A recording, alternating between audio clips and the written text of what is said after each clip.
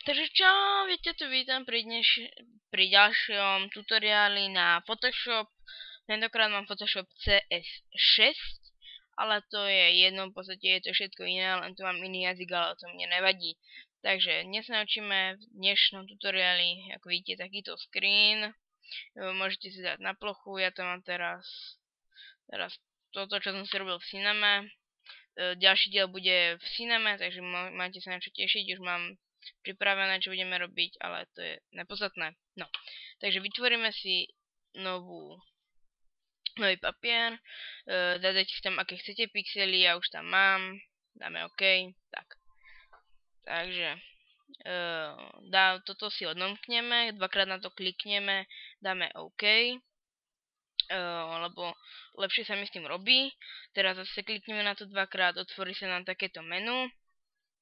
Klikneme na túto, to je vlastne preliatie farieb alebo také niečo. Teraz presne neviem ten názov. Tu si dáme úplne čiernu a sem. Tu mám to číslo, takže si ho skopírujeme. Vložíme. Dáme OK. OK. A tu si prepneme na radiál, čiže kruh. A ešte si tu dáme otočiť. Vidíte, máme taký pekný kruh v strede, ako keby také svietilo niečo. Takže ďalej si vytvoríme novú vrstvu. Vytvoríme si novú vrstvu, klikneme na text. Tak, napíšeme si tam čo chcete, ja si tam dám 12 nový 12. Tak, font sa volá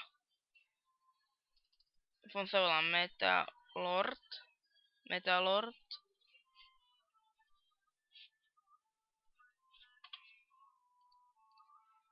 No tu je Metal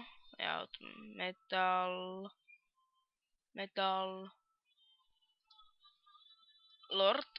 Tak to potom dajte do YouTube a máte presne ten istý font, čo ja. Ďalej. Klikneme dvakrát na ten nápis, vlastne sa nám zase otvorí táto tabulka. Dáme color grande overlay, čiže to je presne to isté, čo sme robili zatiaľ pri tej druhej vrstve. Dáme normál, necháme, klikneme na farbu, tuto dáme úplne čiernu a sem, alebo sem dáme inú farbu, tu mám napísanú. Nie.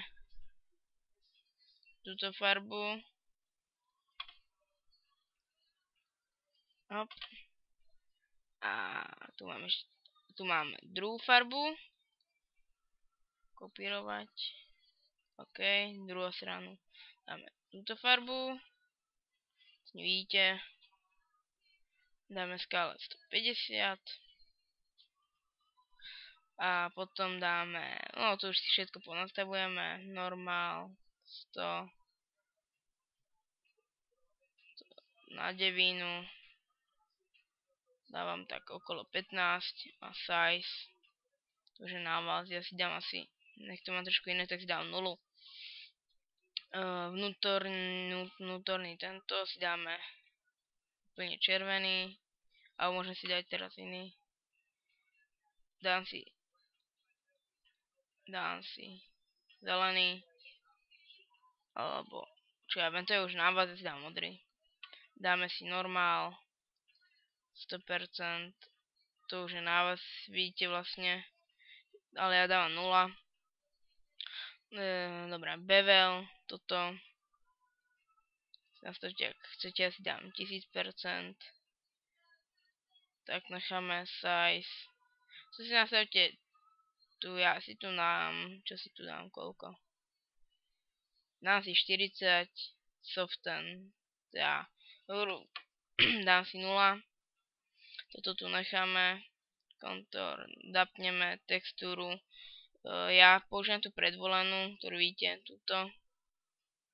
Môžete si to zväčšiť ako chcete. Teraz dám na tých 100%. A toto si dajte na takých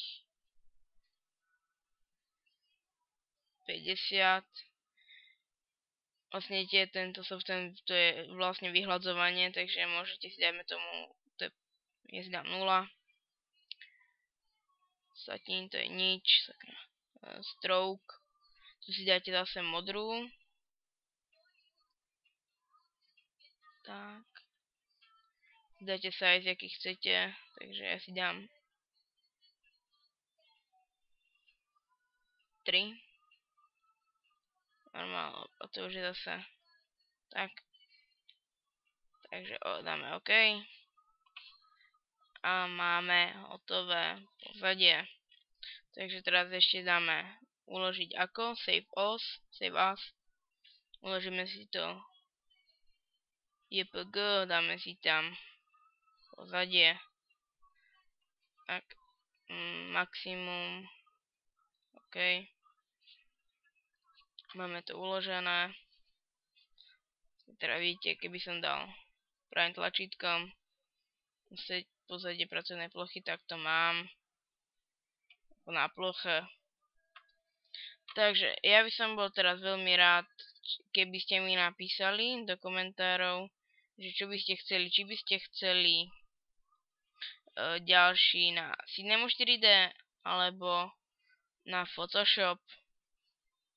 Keby ste mi to povedali alebo napísali, tak som veľmi rád. Tak ja vám zatiaľ za tento, že ste toto video pozreli, ja vám za to ďakujem.